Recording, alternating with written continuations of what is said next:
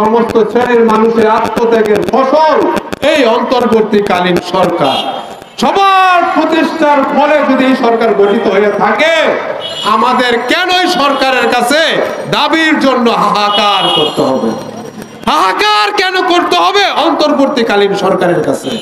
আমরাই তো সরকারের জন্য আন্দোলন করছি, ত্যাগ স্বীকার করছি। কত মানুষ কত ভাবে ত্যাগ স্বীকার করছে, তারপরেও কেন অন্তর্বর্তীকালীন সরকারের কাছে আমাদের হাহাকার করতে হবে? মুসলিম প্রধান দেশে থাকার পরেও কেন আমাদের ঈমান নিয়ে বাঁচার জন্য আমাদের কেন এই সরকারের কাছে আমাদের দাবি জানাইতে হবে? আমরা তো অত্যন্ত দুঃখের সাথে বলতে চাই, ইসকন কেন মুসলমান 92% মুসলমান এই দেশে এইরকম একটা অবস্থান সৃষ্টি করার অবস্থা পায়তারা করতেছে, দেশের বিরুদ্ধে পায়তারা করার চেষ্টা করতেছে, আইন নিজের হাতে তুলে নেওয়ার পায়তারা করতেছে। কেউ তো ইসকনের বিরুদ্ধে আইন বহির্ভূত করে কাজ করে নাই। ইসকনের বিরুদ্ধে কি আইন বহির্ভূত করে কাজ করা হয়েছে?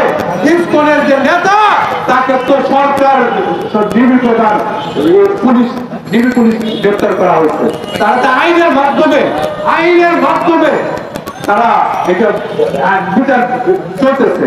এখানে তারা আইনকে কেন শ্রদ্ধা না জানিয়ে, আইনকে কেন শ্রদ্ধা জানাবে না? বাংলাদেশে আইনকে তারা কেন মানবে না? আজকে কোন সাধারণ নাগরিকের সাথে যদি তাদের যুদ্ধ হইতো, তাদের সংঘর্ষ হইতো, আমরা তাকে নিন্দা জানাতাম। আজকে তো ইসকনের বিরুদ্ধে কোন নাগরিক তো কোনো পদক্ষেপ নেয় নাই। এটা তো সরকারের একটা বাহিনী, সরকারের আইন শৃঙ্খলা বাহিনী, তাদের নেতাকে গ্রেফতার করা হয়েছে। সরকারের আইন শৃঙ্খলা বাহিনী যদি গ্রেফতার করা হয়ে থাকে, তার বিরুদ্ধে বিশৃঙ্খলা সৃষ্টি করা, এটা তো বাংলাদেশের আইনের বিরুদ্ধে বিশৃঙ্খলা, সমান কথা। যাই হোক, আমরা বেশি কথা বলতে চাই না। আমরা একটা কথাই বলতে চাই অন্তর্বর্তীকালীন সরকারকে, এই সরকার তো আপনারা যারা ক্ষমতায় আছেন, তারা আপনারা ক্ষমতায় যাওয়ার জন্য যতটুকু কাজ করেছেন তার চেয়েও বেশি কাজ করছে। এখানে মঞ্চে যারা আছে তাদের বেশি কাজ করছে। আপনাদের এটা স্বীকার করতে হবে যে আপনারা ক্ষমতায় যাওয়ার জন্য কে কি করছেন। আপনাদের ক্ষমতায় নেওয়ার জন্য আমরা কাজ করছি, ক্ষমতায় নেওয়ার জন্য কাজ করছি। ক্ষমতা যাওয়ার পরও যদি আমার যারা ত্যাগ স্বীকার করছে তাদের কথা ভুলে যান, এর চেয়ে বড় অকৃতজ্ঞ আর হতে পারে না, এর চেয়ে বড় আর কিছু হইতে পারে না।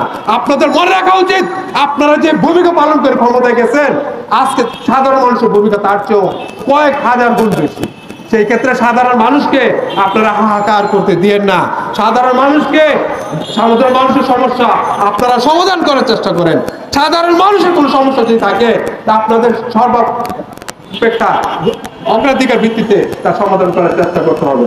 সেই ক্ষেত্রে আমি বলতে চাই, বাংলাদেশ জাতীয়তাবাদী পার্টির পক্ষ থেকে বলতে চাই, ডক্টর মোহাম্মদ ইউনূস সাহেবকে বলতে চাই, বাংলাদেশকে চিনতে হবে, বাংলাদেশের মানুষকে জানতে হবে, বাংলাদেশের মানুষকে বোঝার পরে আপনাকে দায়িত্ব পালনের আপনাকে করতে হবে।